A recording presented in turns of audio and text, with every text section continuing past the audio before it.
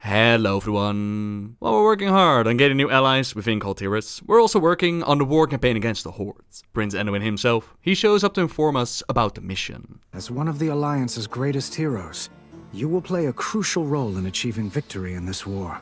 The Horde must not succeed in their goal of aligning with the Zandalari.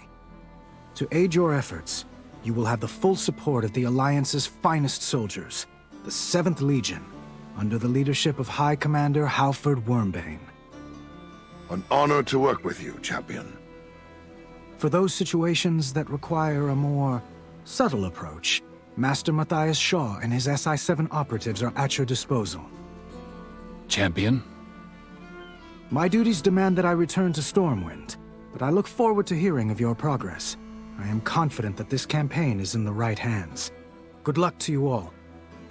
Safe travels, my king. Light be with you, King Rin. Well then, no time like the present to get underway. We have an operative ready to undertake an important mission. We're not playing around, as the 7th Legion is the best of the best that the Alliance has to offer, comparable to the Corcoran Guard on the Horde side. They've been present in nearly every major offensive and military engagement the Alliance has ever done. They're led by Halford Wormbane, who has more than earned his stripes, from Mount Hyjal to the Sands of Silithus to Northrend, Gilneas, Isle of Conquest, Legion, and now here he is in battle for Azeroth. This man has seen some war. At his side is Matthias Shaw, leader of the SI-7, and they are the intelligence agency of Stormwind. They are the ones who infiltrate Orgrimmar and give wrong information about the Horde troops moving to Silithus. While in Legion, he had a bit of trouble with the Burning Legion, and his organization was infiltrated by Dreadlords, but now he's more than ready to assist in the war. But there are more brave souls that join the ranks, and some even become our followers, ready to be sent out on missions. Brave souls like Falstad Wildhammer, leader of the Wildhammer clan and member of the Council of Three Hammers. He joined the Alliance of Lordaeron when they fought against the first Horde invasion. He and his griffin riding, storm hammer swinging, badass dwarven brethren, they were quite useful in the time when the Horde had enslaved the Red Dragon flight. With his trusty mount Swiftwing, father of Sharpbeak. Anyone out there that still remembers saving Sharpbeak? Well, they're ready to be the first to join our team and send out on a mission to take care of Dark Ranger Danielle and stop the Horde from interrupting our communications with the homefront. This opens up the possibility to ask for reinforcements and recruit various alliance forces from Matthias Shaw to accompany our commanders on their missions. These missions, you might send them away without a second thought, but they actually tell a story all on their own with achievements attached to them. It's all fine and dandy to recruit new allies in a brand new zone, but we can't forget about the warfront back home. After Lordaeron, that takes place in that area, the Eastern Kingdoms, with some of the highlights being the Hordes trying to weaponize the Blight in South Shore, mastering the Dwarven Ghost of Dun Gorok and sending the Fallen against us, trying to rebuild Durnhold Keep, the internment camp that Thrall escaped from, and developing a new bioweapon within Shadowfang Keep to unleash against Gilneas. Kalimdor on fire, that plays out around Teldrassil, but it also lets us know that Gallywix's massive cannon, that has not been forgotten about, and we send forces out to sabotage it. Besides fighting over dominance of the land, we also send out scouts to investigate what the Horde discovered in Blackfathom Deeps and reclaim it for the Alliance. They're apparently also busy still evacuating people from Teldrassil, which I found kinda confusing, but on the Horde side there is a similar mission to sow chaos while they're evacuating, so I guess that some managed to make it to the water, perhaps make it to Darkshore, and that they're the ones being evacuated. Or whoever wrote this mission, they didn't get the memo on what actually happened to Teldrassil. Either way, the Barrens, Kalimdor again, it has us re-established Fort Triumph, and check out if Faramore could still be used as a base despite the lingering effects of its destruction. The magic of the Wailing Caverns, that might be useful for the cause. Ships and supplies are burned, Horde forces are fought against, while the Hordes, they construct a doomsday weapon using Azerite within Orgrimmar, and we must discover what they're building before it's too late.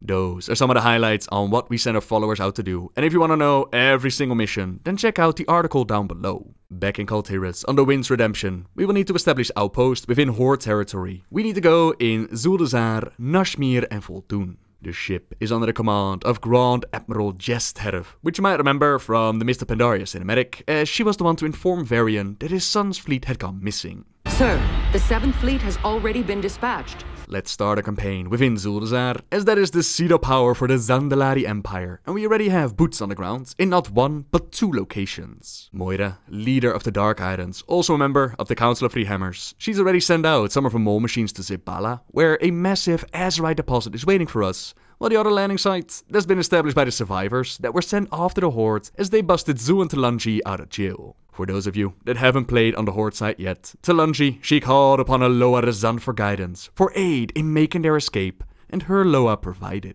The Zandalari fleet decimated the Alliance forces, something that we will have to deal with in the future. But for now, we ride out and we help the survivors, and we don't travel alone either. We're accompanied by the amazing Kelsey Steelpark. I really wish that she'd been given some voice acting. But Kelsey, she is part of the Gnomeregan covert operations, very similar to SI7, only for Gnomeregan. However, their group also reminds me a lot of the Horde Cop Squad. She's very excited to go and meet up with the Dark Island Dwarves, as they have machines, and she really loves machines. Sometimes she even wishes that she herself was a machine, but before we hang out with the Dark Islands, we first need to go to Talanji's Rebuke. A Zandalari captive tells us the full story as what happened to the fleet. And here, we help them out with killing the enemy, we clear the evacuation path, we gather some supplies, we heal the injured, and we get Dekdod his hammer back. Now, is it a magical or a special hammer? Not really, just the first one that he ever made together with his father. Kelsey is quite disappointed with the lack of machines here though, not to mention that we're surrounded by Horde soldiers and Zandalari trolls. We should definitely head to Zabala now, where the Dark Islands, with Anvil Famed Vergaden and Talon Dark Anvil, they're waiting for us. The Dark Island Dwarves, they've been part of the Council of Three Hammers and the Alliance for quite a bit now, but after their recruitment as new allied race, they're even more part of the Alliance. Officially and all, paperwork all signed. Still, Tergaden, he's a bit uncomfortable with sharing their arts, but for the good of the Alliance, they are willing to help out. It seems that the enemy anticipated our moves. While they developed their refining techniques for the Azeroth, the Goblins have done the same. It wasn't 5 minutes after they established themselves here that the Horde arrived to disrupt their progress. After we open up a couple of the Dark Adam mole machines to let out their shamans, and we collect the Fireland Slag, a vital component for the ritual, it's time to show these goblins what we can do. By drawing upon the powers of the Firelands itself, the elemental plane of fire, we summon a monstrosity that does some insane damage to the goblins. They were laughing when the gnomes ended up in a ball of death. They're not laughing now. Our base of operations within Zabala, that's secure, and Kelsey thinks that we're just the coolest. She's been following our adventures for quite a while, and she would love to tag along as one of her followers. Back on the ship, Illyria Windrunner, sister to the War Chief, hero of the Alliance, first Void Elf to join our ranks. She knows that in order to win this war, we'll have to learn and adapt new strategies, as she offers upgrades for our adventures. We have made some excellent progress on Zandalar, but we must continue to expand our influence. It's time to cross the sea once again. This time, we set our eyes upon the swamplands of Nazmir. None other than Bran Bronzebeard, one of Azeroth's greatest explorers and lover of titanic doors. He joins us into the blood-troll-infested territory, but to also have a little bit of firepower on our side, we get the legendary John J. Kashan. That's right, the Rambo of Warcraft, who's been part of the first 3 wars, and if you've never done the questline in Redridge before, can highly recommend it. Once we make landfall, we're greeted by Silvermoon Harry, who's quite an obsession with the Blood Elves, so much so that when they mentioned the word blood, he was right on board. He didn't even hear them mention blood trolls, rather than blood elves. His girlfriend has to wear a blood elf mask, otherwise he won't even talk to her. But we're not here for him, we're here for Captain Conrad, who was sent ahead into Nazmir, and oddly enough, she's been able to set up some sort of trade negotiations with the savage blood trolls. They even have bats prepared to send another trade offering to Zalamar. But something about this stings more than an armpit after a bar fight. Time to jump on those bats ourselves and figure out what is going on. And as it turns out, the soldiers that were sent in, they weren't giving them trade offerings, they were the offerings. Offerings to their Loa Hirik. The Horde actually takes care of this Loa during their questing experience, as Hirik, he's an ally of the Blood Old God Gahun. I imagine that we come in somewhere afterwards and they're trying to resurrect Hirik, using our ally soldiers to do so. Time to kick some troll butt and collect the dog tags of the fallen. The Blood God claims all! They got a lot of explaining to do back at Fort Victory, but Silvermoon Harry, he has no idea what they were actually doing. Captain Conrad is the one that we're looking for, and we find her in the middle of a troll camp, where more blood trolls are waiting to be put down, and while we're at it, we might as well smash the offerings to Cahun. There doesn't seem to be much of value out here in this cursed jungle. Why did Captain Conrad think they were worth trading with? Well, when we do finally find the good captain, she shows us why she's so interested. It is because of their blood magic. It is far more potent than we could possibly imagine. The methods of the Nazmani, they were off-putting at first, but she knows them now. They're simple people with simple desires. The desire for power, the yearning for greater truth, the will of blood. She even has a Zandalari captive, which she proudly sacrifices for power. Clearly, Captain Conrad has lost her mind, and she would sacrifice us to Cahun as well, was it not for Bran saving our butt. There's no trading or negotiating possible with the Blood Trolls. That much is clear, but at least we have a base of operations within Nazmir. John wonders what will be next for us. Whatever it's going to be, he wants in. We're going to need a hardcore, experienced, tenacious combatant like him if we plan to win this war. That's right, Rambo becomes our follower. 2 zones down, 1 to go. But before we take the big Winds Redemption out for another trip, we join Flynn Fairwinds on his smaller vessel for a little island expedition. All across Azeroth, Azerite is popping up out of the world, which makes the Alliance and Horde compete with each other over this extremely powerful and valuable resource. Who can fill their ship and get out of there first? A race against time and each other. We'll probably save what happens on the island expeditions for a completely different video. Let's first finish up establishing our base in the final zone. Let's go to Volun. Funny enough, it actually seems like we arrive in Volun before the Horde shows up, which gives us the opportunity to capture Shatterstone Harbor. Sergeant Ermi and his forces, they join us in our initial assault, but all we need to do is drop a little signal on the floor, and at our command, the ship bombards the crap out of the Sefrek, clearing the way for our forces to come in.